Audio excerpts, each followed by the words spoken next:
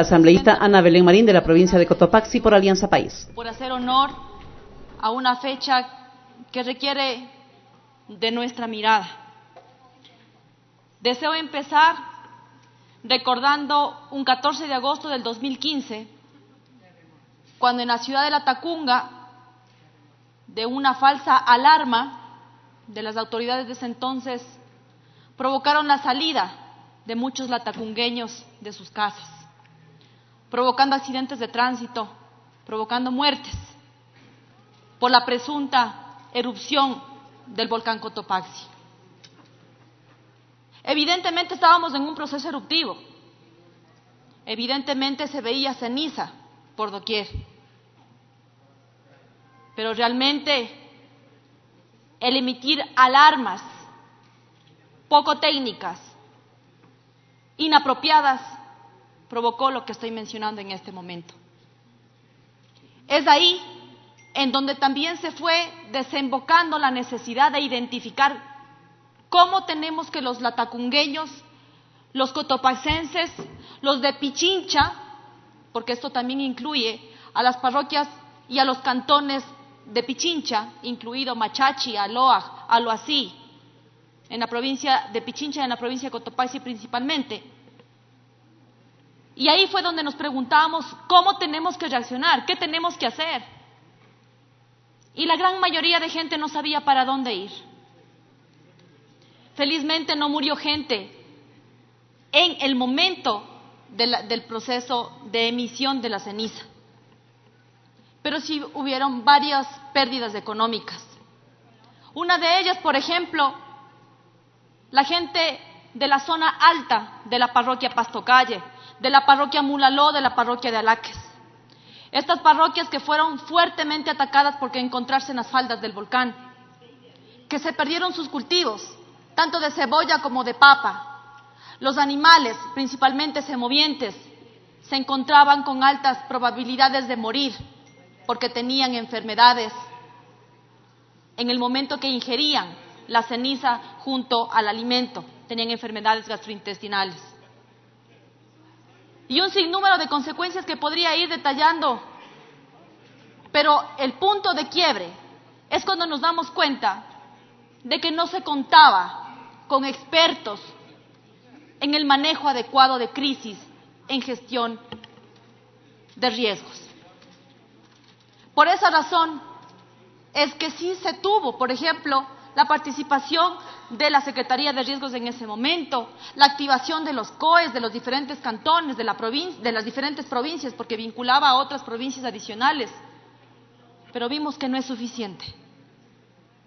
Eso pasó un 14 de agosto del 2015 y nos ha dejado marcada la ciudad de Latacunga porque no logramos despuntar económicamente.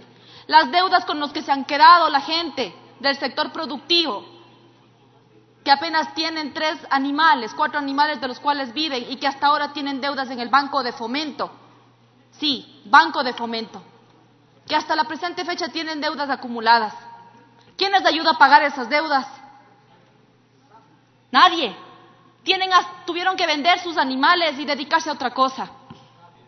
Esa es la falta de conocimiento y de reactivación que nosotros estamos dando.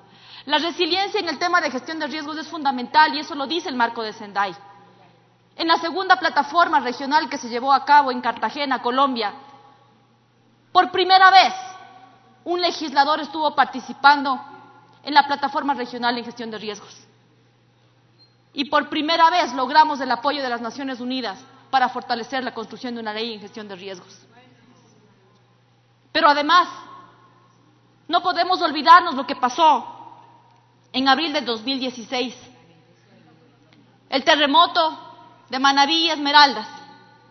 No nos podemos olvidar lo que pasó desde hace un mes, que de manera progresiva sigue ocurriendo.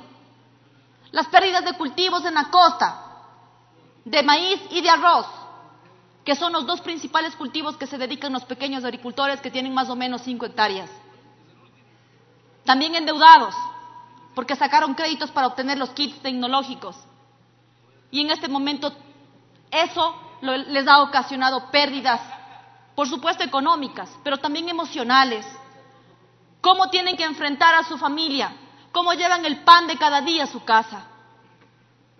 Pero también hay que recordar y reflexionar sobre el tema de las competencias y la forma de actuar de manera coordinada.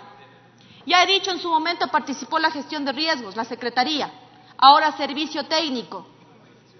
Pero también la participación de los gobiernos autónomos descentralizados es fundamental. Yo conmino a los nuevos alcaldes, prefectos y los reelectos que tomen decisiones oportunas.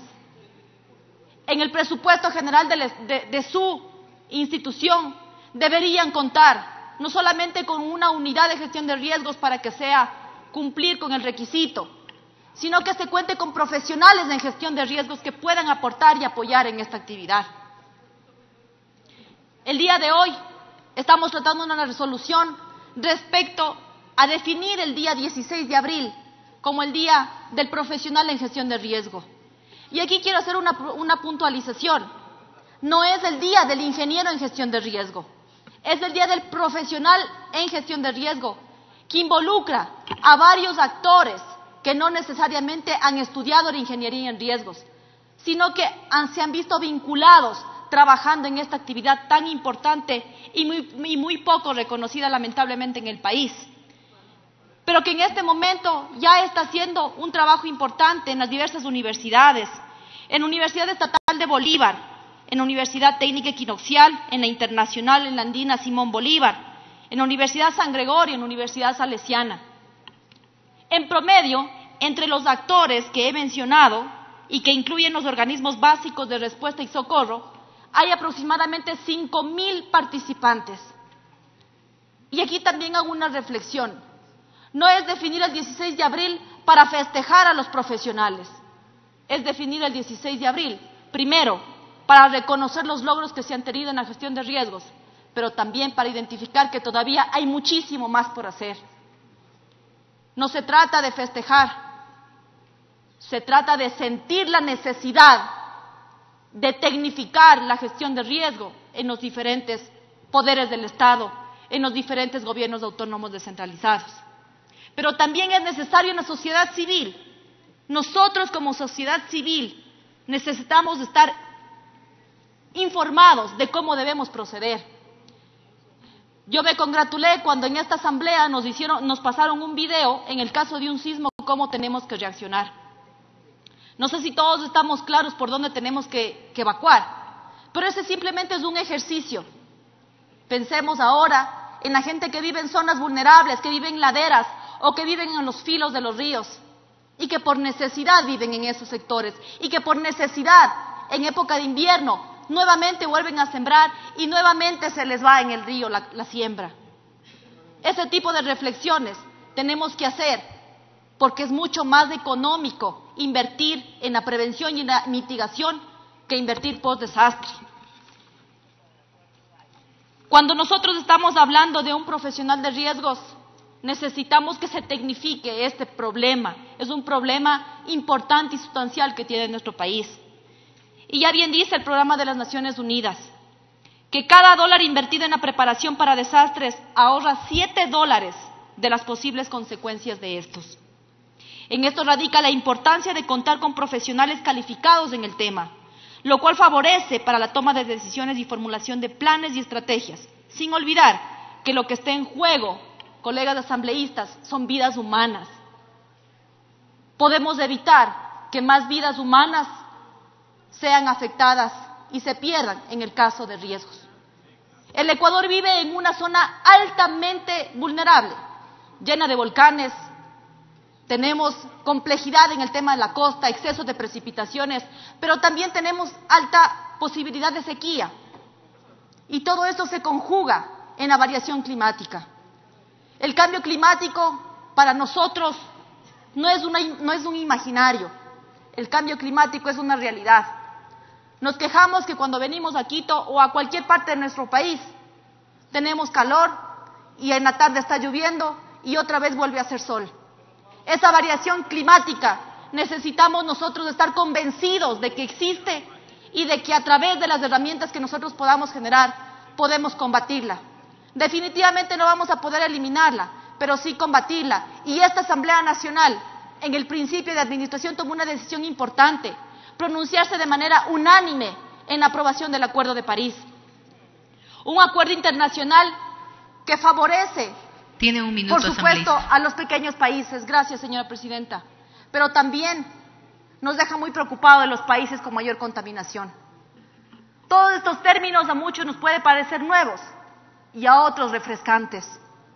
Lo que les invito, colegas asambleístas, es que el 16 de abril lo recordemos como un reto importante de tecnificar la gestión del riesgo. Y por eso, pedirles el apoyo de ustedes para que todos los profesionales que vienen trabajando en esta área puedan tener este reconocimiento y a través de ello fortalecer la política pública en gestión de riesgos a nivel de todo el país.